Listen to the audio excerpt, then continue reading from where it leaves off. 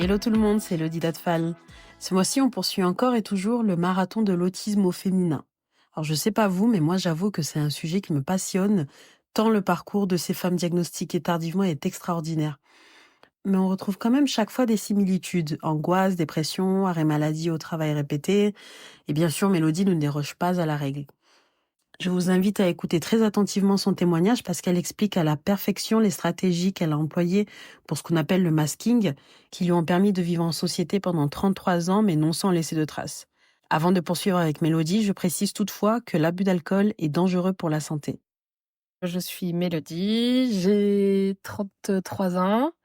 Je suis illustratrice indépendante.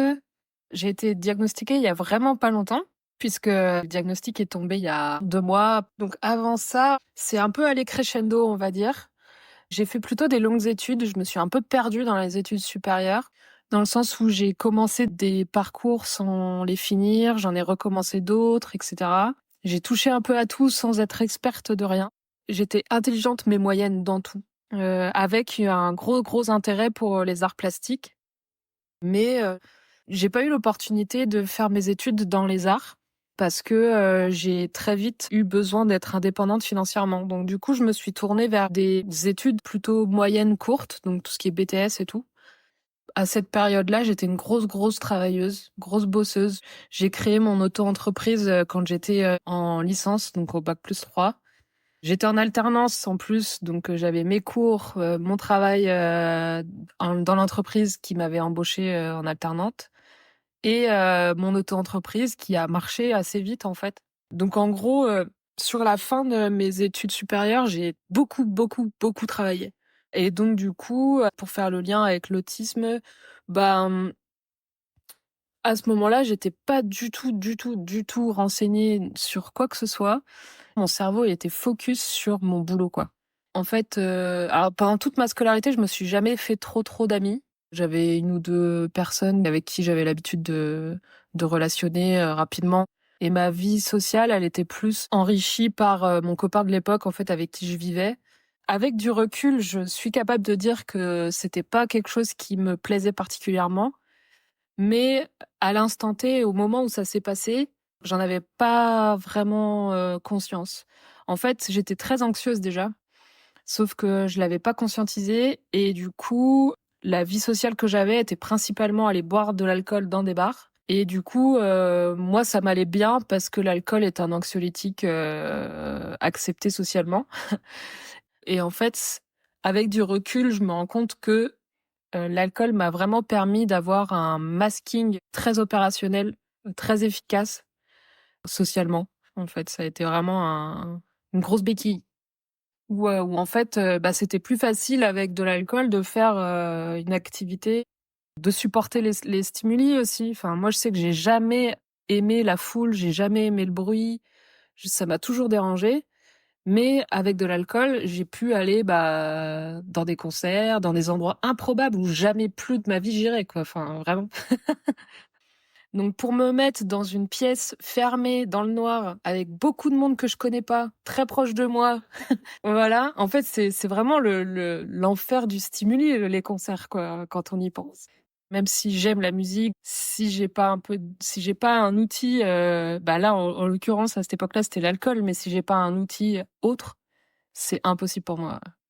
Mais vraiment, je faisais absolument pas le lien. Enfin, le lien, je l'ai fait il y a quelques années, on va dire, à force de thérapie et aussi parce que j'ai dû arrêter de boire de l'alcool parce que justement mon corps n'en voulait plus à un moment donné. Et du coup, là, je me suis rendu compte en fait à quel point j'étais anxieuse et à quel point j'aimais pas ça, de vivre avec des gens trop proches de moi et tout ça. J'ai fait le lien avant d'avoir le diagnostic. Et c'est juste que le diagnostic, il a confirmé vraiment l'idée que j'avais eue de ce lien-là, quoi. Il y a un petit cumulus de facteurs qui ont fait que j'ai arrêté mon auto-entreprise et je suis repartie dans le salariat. Mais quelle erreur j'ai fait. Et en retournant en salariat, je me suis vraiment mise dans des situations où j'enchaînais les burn-out. Donc c'est-à-dire que tous les ans, je changeais de travail, pensant que c'était le travail en lui-même qui me convenait pas, en me disant en fait, je vais bien finir par trouver quelque chose qui me va bien, quoi. Les 2 premiers mois, ça va, je suis super contente, il y a la découverte, le machin, le truc et après, généralement, en 4-5 mois, pouf, la déprime, la fatigue, la perte de sens dans ce que je fais et cetera, bref. Et jusqu'à un moment donné où j'arrive plus à me ressortir de ma déprime pour retrouver un nouveau boulot. Du coup, je commence une thérapie et au bout d'1 an et demi, 2 ans de thérapie, on commence un peu à comprendre que c'est pas le travail en lui-même le souci, on va dire, mais que c'est bien, mon rapport à autrui, mon rapport à la société, la manière dont je vois les choses et où je les ressens qui me fait défaut, quoi. Une première psy m'avait plutôt parlé de haut potentiel intellectuel et une deuxième psy, du coup, avec qui je suis restée plus longtemps en thérapie, qui elle a commencé à me parler plutôt de neuroatypie, de troubles neurodéveloppementaux et cetera. Donc moi, de mon côté, j'ai commencé à me renseigner, j'ai écouté des podcasts, j'ai lu beaucoup de livres. Je commence à trouver que je me retrouve beaucoup dans les témoignages d'autisme Asperger, ce qu'on appelle plutôt maintenant le spectre autistique sans déficience intellectuelle. Et ma psy m'encourage à faire le diagnostic parce que à ce moment-là, je suis en grosse difficulté dans le travail dans lequel je suis en ce moment. C'est-à-dire que je suis en arrêt maladie depuis plusieurs semaines, j'enchaîne les arrêts maladie justement, mais je trouve pas de solution, ça va pas, bref. Comment j'ai réagi? En fait, ça a généré une émotion un peu particulière chez moi dans le sens où, j'étais à la fois soulagée, comme si un peu je rentrais à la maison, quoi. Je me retrouve un peu, je sais pas comment expliquer et en même temps, le fait qu'effectivement, aujourd'hui, tout de suite, d'un coup, tous les professionnels de santé sont hyper d'accord pour dire que c'est obvious et que, y a aucun doute. Mais qu'est-ce que vous avez foutu pendant 33 ans? Je veux dire, j'en ai quand même eu des soucis de santé, mentale, physique et tout le tintouin pendant 33 ans et il y en a aucun qui m'a parlé de ça, quoi. Mais globalement, je suis contente de l'avoir fait parce que, disons que je sais pourquoi je prends telle décision. Je sais que c'est ce qu'il faut faire parce que on sait comment je fonctionne maintenant. Globalement, je le vis quand même plutôt bien. Ça me donne de la légitimité dans mes choix, ça me rassure, ça me donne confiance en ce que je fais. Ça me donne une direction, en fait. Là où avant, je savais pas du tout comment choisir mes choix de vie parce que je savais pas ce qui m'allait pas, machin. Là, je sais que je peux orienter mes choix vers telle chose parce que certaines situations sont préférables à d'autres, quoi, par exemple. Après, je le vis de manière plus précaire, du coup, malheureusement, parce que vu que je m'autorise, on va dire, à refuser de me mettre en difficulté, en fait, je travaille moins.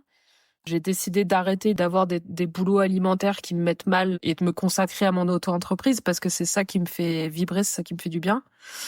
Mais du coup, on gagne moins d'argent. Disons que ça change beaucoup de choses, mais en même temps, je suis plus alignée. Alors, je sais pas si je suis bien placée pour donner des conseils, mais en imaginant que je le sois, je dirais qu'il faut s'écouter et même si on a l'impression que l'entourage nous croit pas, ils sont pas vous. Il y a que toi qui peux savoir ce qui se passe dans ta tête, dans ton corps, à certaines situations. Et le meilleur moyen de se comprendre, c'est de s'instruire et de se connaître comme il faut, de s'analyser. Parfois, le diagnostic aide quand même à pousser l'analyse assez loin pour vraiment se comprendre, quoi. Et mieux on se comprend et mieux on est en capacité d'expliquer à nos proches aussi. Donc, il faut sentir le bon moment, par contre, parce qu'un diagnostic, ça peut être violent. Donc, se laisser le temps, c'est pas grave si on fait pas le diagnostic tout de suite. On peut se laisser le temps, quoi. Et puis, en fait, on peut être persuadé d'être autiste sans avoir un diagnostic. Si toi, t'es persuadé, avec les ressources que tu as, que tu fais partie du spectre magnifique de l'autisme, c'est que c'est vrai, quoi. Moi, j'adore mon monde, en fait. Moi, c'est mon monde qui est beau et c'est pas celui des autres. C'est bête, mais j'aime ce que j'aime dans la vie. C'est con à dire, mais j'adore créer mon cocon à moi. Je le trouve beau. Mon univers, il est confortable, il est bienveillant, il est accueillant, il est pas jugeant. Du coup, moi, c'est trop bien, quoi. S'il y a bien une chose vraiment positive à ça, c'est que je me donne le droit d'enrichir mon petit monde, de le préserver, de le chouchouter, quoi. Là où avant, je le maltraitais. Et je suis trop contente de ça. Puis en plus, aujourd'hui, j'ai la chance d'avoir des personnes dans ma vie qui en font partie et qui mettent leurs petites graines dedans. Et ça, c'est trop, trop bien. La principale chose que j'ai envie de dire, c'est renseignez-vous tout seul comme des grands pour éviter la double peine aux neuroatypiques qui sont déjà bien fatigués dans ce monde. Si vous aimez la personne, si vous avez envie vraiment de la comprendre et tout ça, bah en fait, il y a plein de ressources qui existent, comme je disais tout à l'heure. Faites-vous l'effort d'essayer de comprendre et de vous adapter au mieux à cette personne parce que il faut bien avoir en tête que les personnes neuroatypiques, elles passent leur vie à s'adapter à un monde qui est en plus dysfonctionnel, donc c'est énergivore au possible.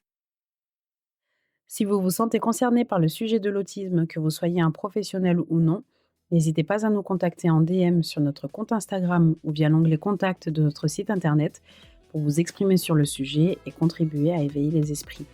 Quant à moi, je vous dis à dans un mois. À très vite.